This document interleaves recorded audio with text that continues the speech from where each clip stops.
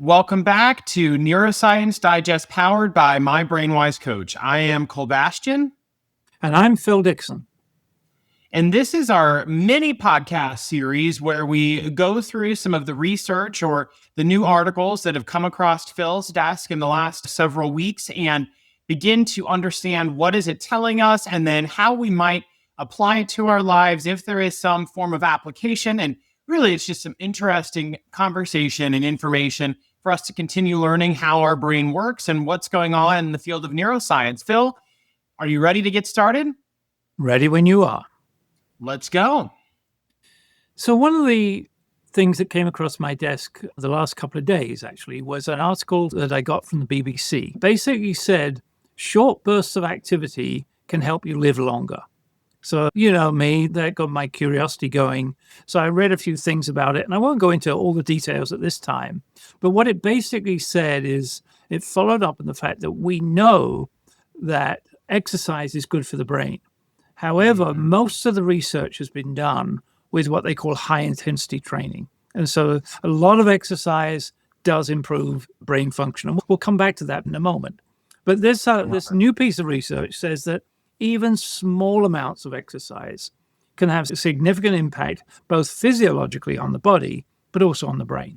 You know me, that got me intrigued. So I started doing some research. And first of all, we've talked a little bit about research, but one of the things that we need to know is that in research that they had a good sample size. Now, when you do research, and unless it's case studies, unless there's a sample size less than 300, it's probably not scientifically provable. It might be interesting. It might be anecdotally supported. In the science world, they want 300 or more. So most of these studies were 10,000 people or more. Wow. So significant information. And they're published by very mature journals. So Nature is one of the best journals to reach. So anyway, I started doing some research and came across a number of things. So I'm going to close that one down for a moment. I'm going to open this one here, which is, and I'm going to read this one to you. And it's called Frontiers in Behavioral Neuroscience. And the idea is that this journal is focusing specifically on what is the aspects of the neuroscience impacts to our brains and how we behave. So one of the things this talks about is the contribution. And by the way, for people who might be interested in this, these are 20, 30, and 40-page papers. So I strongly recommend you don't bother to read them unless you're really curious. Right, or take them and put them in AI and have it give you a great summary. That's another way of doing it as well. But one of the things for those BrainWise listeners that might be interested, then you can go onto a thing, it's called Google Scholar, and you can get all of these papers out of Google Scholar. But it's a little frightening to start with when you try to read these papers. But I'll give you a little tip, and that pretty much every one of them has an abstract at the beginning, one paragraph long, and it tells you a little bit about why they were doing the study, how they did the study, and what the results were. Right. And the results are always in the last third of the paragraph. What you can do for our BrainWise listeners that want to delve into a little bit is you go straight to the last third of a paragraph of the abstract and see whether it's interesting to you and whether you can read it and understand it, because some of them are just so arcane that they're still difficult to understand. But that's the way to go after it. I'm going to read the last third of this particular one. It's called The Contribution of Physical Exercise to Brain Resilience. All right, so how resilient is your brain? It says exercise is known to induce many positive effects on the brain. As such, exercise represents an important tool to influence neurodevelopment and shape the adult brain to react to life's challenges. We all get challenged, and it's saying, go exercise, and your brain will actually be better responsive and more resilient. Among many beneficial effects, exercise intervention has been associated with cognitive improvement and stress resilience in humans. Wow. Okay. A growing number of studies have demonstrated that exercise not only recovers or minimizes cognitive deficits by inducing better neuroplasticity and cognitive reserve, but also counteracts brain pathology. If there's something about to go wrong with the brain, then exercise helps. Mm-hmm. This is evidence before disease onset or after it has been established. In this review, we want to present encouraging data from a variety of studies, discuss the possible biological mechanisms, understanding why this occurs. So what that's saying is, yes, we know that exercise has a contribution. And yes, it's both preventative and recovery oriented, but we're not quite sure how it actually works at the subatomic level. Now, these guys are now trying to go in and see why it works, not just prove that it does work. Right. Very interesting. I've heard before, I used to use a video by Mel Robbins where she talked about more or less how to get yourself out of the weeds of everyday life. And one of the things she talked about was, I think she said 30 minutes of exercise a day, a few times a week, because that increases the neuroplasticity. Of course, she nominated the research that you just shared, but it's something that I think is fascinating for individuals. And I think it's also important if you're someone who loves exercise or doesn't love exercise, we're just simply presenting the information. Yeah. But what the other articles, the one I introduced to start with, is basically saying, yes, you may not love exercise. I'm not a person that can go onto a treadmill and walk for 45 minutes and do nothing. It's just appealed to me. I've tried it. I've spent thousands of dollars on exercise machines. And I'm told that just having the exercise machine at home doesn't do any good. I actually have to use it. No. But I also learned somewhere along the line that actually thinking about exercise is improvement as well. I've tried doing that, but it just doesn't seem to have the same effect.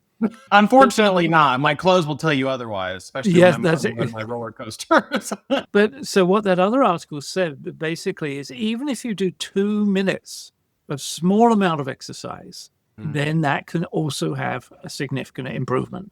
If you've got stairs in your house, going up the stairs slightly faster than you would otherwise do is a good idea. Now, all of these things assume that you've got enough mobility to do extra stuff. But if you can, and it's probably even as much as if you were to be cleaning your windows, for body activity stimulates a lot of exercise as well. So Right. finding your own unique way of even doing 2 minutes of exercise is, first of all, it's not going to do you any harm. And number two, it could actually do you some good.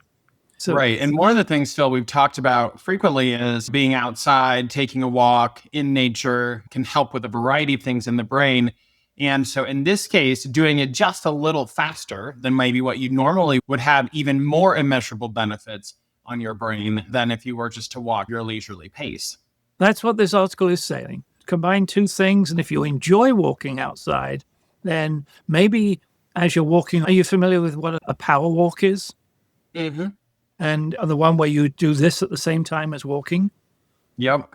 So anything like that, even if you just do it for 2 minutes, it's going to have an effect. But what some of the other articles say. Let's do it. What this one is all about is what happens to our brains in terms of the volume of the brain. Now, we're not sure that volume actually means good. It's not bad. And says, so exercise-related physical activity relates to brain volumes, and again, 10,125 individuals. So not a trivial study. They measure brain volume. So the conclusion, exercise-related physical activity is associated with increased brain volumes, potential neuroprotective effects. So this study is basically emphasizing and saying, hey, it's actually protective to do this. So it not only just gives you better brain functioning, it protects your brain against what might be going wrong. You've got three things going on here. It's a three-way benefit. You've got the improved cognitive ability, you've got the protective effect, and it enables, if there's something going on, a recovery improvement. So three for the price of one is not bad. And we also, so you talked a little bit about stress resilience, improved stress resilience. So that's also another benefit too, I think, especially in today's climate, with all the things that are being thrown at us from a variety of different places, whether it's political, social, or just your economic kind of condition or where you are right now, it's a lot of stress, and increasing exercise just a little bit might help with some stress, improved stress resilience. Yeah. So imagine giving yourself a little mini regime where you did, and you, let's just say 2 to 5 minutes of a little slightly better exercise and 2 to 5 minutes of deep breathing to have an impact on your ability to deal with stress for the day. Right. Absolutely. And these are all from Nature publishes these. This one's called Exercise Plasma Boosts Memory and Dampens Brain Inflammation. All right. Let's go and take a look at what that's saying. And it's basically saying that exercise, the cognitive benefits of physical exercise are tied to an increase in plasticity, that's what we said, and reduced inflammation within the hippocampus. And that hippocampus is the center of memory and learning. Okay, we've got another benefit now. We're now, by exercise, we're going to improve our ability to deal with stress, better able to deal with resilience, and improve our memory and learning ability. Wow. Almost like one of these what's not to like. Or maybe the physical act of doing it, because I also can attest to I'm not a big exercise person. I don't look forward to it, but I certainly do, because I know not only are all of the benefits we just talked about from a neuroscience perspective, but also the immeasurable physical benefits of doing it are also there. Yeah, and I'm not discounting those by any means whatsoever, just not these about what's going on in our brains. Exactly. So I'm going to read 2 more. This is on the Journal of, believe it or not, it's called Functional Morphology and Kinesiology. I haven't got a clue what those words mean, but I thought you made them up. The abstract here says it's a production of neurotrophins. The relationship between physical exercise and brain health provides yet another overview of their involvement on slowing down the onset and progression of forms of neurodegeneration, i.e., another emphasis, large-scale studies on why we should do it. And they're focusing more on how it's protecting. And they've discovered a plasma-like substance that seems to run around the brain. Not going to go into detail on that. So the last one I'm going to be talking about is regular physical exercise enhances memory functions, synaptic plasticity in the hippocampus, and what's called BDNF levels, i.e., things that make your brain function better. These findings demonstrate that acute, moderate intensity exercise benefits consolidation of hippocampal memory representations. They underlie the plasticity in various mechanisms. So it doesn't matter where you look. There are really good scientific evidence that says even a moderate amount of exercise, 2 to 5 minutes, is going to have an impact on your brain. So the data's there, the science is behind it. Go. Absolutely. And I think this is perfect timing as we come up on the end of the year. A lot of times people are looking to, okay, what are my resolutions going to be? What am I going to do differently next year? Or what do I want to change, or my goals? And oftentimes losing weight or being more physically fit is one that makes it. And then it also very quickly drops off. It doesn't make it very far. So we're going to do an episode on the neuroscience of resolutions. I think part of what we will talk about, and specifically here, is when we make exercise goals that are unachievable or unattainable, or don't become a lifestyle change, meaning it's something that you can do forever, that's when it ultimately ends up falling off the fastest. Because if you're trying to work out, like, this is just a personal story. A number of years ago, I was probably my most physically fit that I ever was. And I think I'm not too far off. I'm working on it now. But then when I was there, I was working out on average 75 minutes for at least 6 times a week. And part of that was because I didn't have I wasn't really doing anything else. I was working all the time, and then I was working out, and then I would hang out with friends a little bit, but I wasn't married. I didn't have a relationship. I hadn't met my husband yet. And I had a lot of time that I was able to dedicate to it. That's not a lifestyle that can be maintained when you want to, unless I'm going to stay in that specific place that I was for the rest of my life, which I wasn't. I was going to get married and have a family and have a different job and do all the different things. And so ultimately, I had to change, and I found that my lifestyle changes obviously have a big effect. So, how can I ensure that I do exercise in a way that I can maintain it forever? And there's not this kind of overwhelming sense of guilt if I don't go do it. And one of the things I told my husband, this was probably 6 months ago, something is better than nothing. And so I think a lot of times we tell ourselves if we don't go do 15 minutes or 30 minutes or whatever it is of a cardio exercise plus do an extra 20 or 25 minutes of strength training, I'm just not going to do it at all. But doing nothing is not nearly as beneficial as what we just talked about as doing even 5 minutes of some form of exercise. So I think it connects to where we're headed into the new year with goals and benefits. Set something that is attainable and achievable for yourself. And even if it's 2 to 5 minutes, the benefits that you'll have just from a perspective of your brain is going to be immeasurable. Yeah. And our brains love to be right and to get completion on something. I'm going to do power walking around the yard for 4 minutes. When you've done it, the brain actually gets a little hit of dopamine because you were right, you could do it, and you've actually achieved something. Like I can mark it off. Those are all good qualities for the brain, and those qualities which make the brain feel happy are now more likely to encourage you to actually be, I'm going to do it again in 2 days' time, whatever it might be. So it builds on itself. And Exactly. once you've done 4 minutes, then one time after you've done 4 minutes or 3 or 4 times, you're going to go, oh, maybe I could do 5.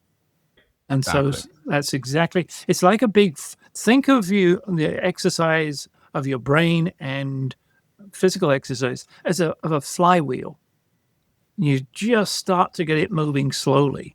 And then you add a little bit more to it and a little bit more. And eventually it's moving pretty consistently. But our brains, we jump into the fact we want this flywheel to be going around faster and faster. It doesn't go, you can't get a flywheel to move quickly. Start it up slowly. Exactly. And I think, the thing that is also extremely important in this is you can't compare yourself or set a standard for yourself that is in relation to someone else, meaning that someone else is doing 45 minutes or an hour, or they say, I need to do that, or whatever it is. What is it that you can actually do? And what are good goals for yourself? Because everyone's at a different place, and allowing yourself to and be okay with that, and then to work towards something and getting to where you would like to go and continue to add on to it like you were just talking about, because that's going to ultimately get you to the end result, which is you want to have more improved physical fitness, or you want to improve your brain, whatever the end out result is going to be. But don't compare yourself to someone else, because you're not someone else, you're yourself. I think that it's a very interesting and very timely conversation, Phil, because we are heading into, technically this will come out right before the holidays. Maybe work on setting your goals now, start a little bit, enjoy the holiday food and treats and all the things. I know I'm doing Christmas cookies this week. And then maybe dive really headfirst into what you're going to do even after that. Yes, indeed. Very good. Great discussion, as always, on Neuroscience Digest, powered by my BrainWise coach. We're so excited that you joined us again. Stay tuned until next week when we take another look into what's happening in the field of neuroscience. And until then, stay curious, stay compassionate, and always stay BrainWise.